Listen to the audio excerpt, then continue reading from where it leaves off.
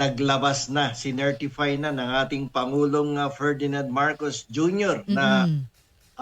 urgent itong pagbibigay ng emergency power sa ating Pangulo. Ibig Mhm. sabihin, kapag na-certify ito as urgent at ito ay hindi na po dadaan sa third reading at tuloy-tuloy na to sa Mm. Malacanang upang papirmahan ang proposed emergency Emergency. powers for Mm. the President. So ibig sabihin, makakapagdesisyon ng Pangulo na either to suspend or to reduce the Mm. amount of the excise tax. Tax.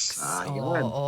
So, hindi na matutuloy yung pagbulusok Mm. pataas ng mga presyo ng krudo at gasolina.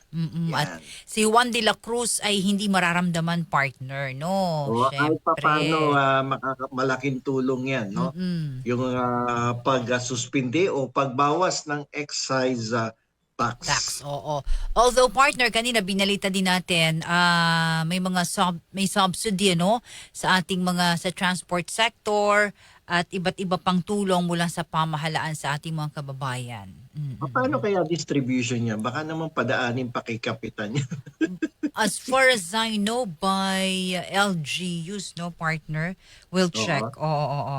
Dahil kanina binalita natin yung partner, yung distribution ng ng 5,000 pesos.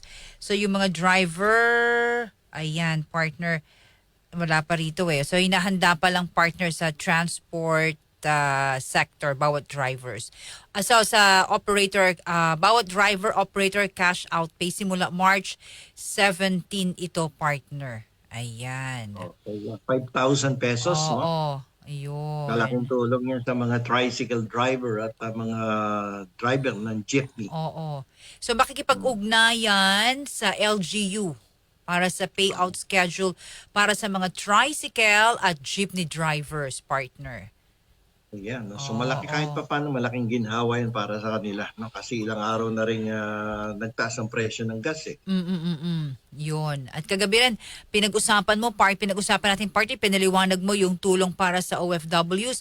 Nakapost na rin sa ating gobyerno, no, sa kanilang official Facebook account ng Presidential Communications Office, partner, nandun din.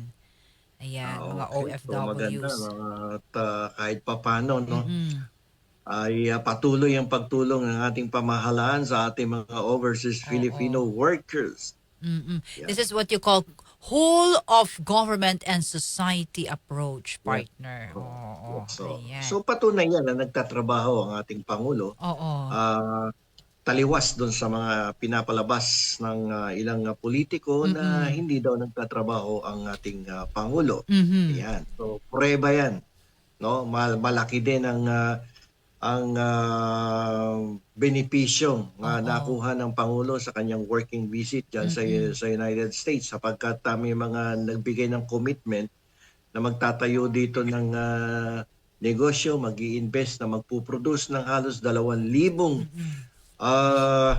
employment opportunities. So Oo. aside from doon sa kanyang pangangampanya para makakuha ng non-permanent seats sa United United Nations Nations. Security Council ay may baon-baon pa uwi na investment, no, Oo. for our country Your na country. magpuproduce nga ng hanap Mm. buhay para sa mga Pilipino. Pero alam So mo ba, medyo maganda. yeah, pero alam mo ba, partner, mga kayubi, may isang kongresista na nagpanukala, partner, na dahil sa dinaranas natin ngayon na naggera sa Middle East as a produktong petrolyo, yan, tumataas ang presyo, partner. Ipinanukala ng kongresistang ito na wag hulihin, partner, ang mga lumalabag sa batas trapiko. Alam mo Sino ba yung yun? kongresista na yan? Oo, alamin natin yung partner, ha. Pero alam mo, kanina nakapanayam nga ni Ranjo Lourdes dito from the MMDA, no? Sa, Anong political party? check natin, partner. Kanina sa news ko yan oo. So, paano kalang batas, partner, yun nga, para sa mga trapiko. Sabi ng kinontra naman ng mula sa ating ahensya ng gobyerno, of course, nagpapatupad ng batas trapiko na, lalong partner, lalong gugulo. Ngayon pa lang, may batas tayo Oo. Nagkakaroon ng gulo pag walang batas at guidelines sa mga nagmotorista. Ay definitely katakot-takot na road rage yan, Oo. violation of traffic laws. At ito nakita ko kung sino yung nagpanukala, isa palang party list to Ang bilis mo, partner, Suwerte, Suwerte Party Party List. list, oo. Suwerte, palagay ko sa susunod na eleksyon ay malas to.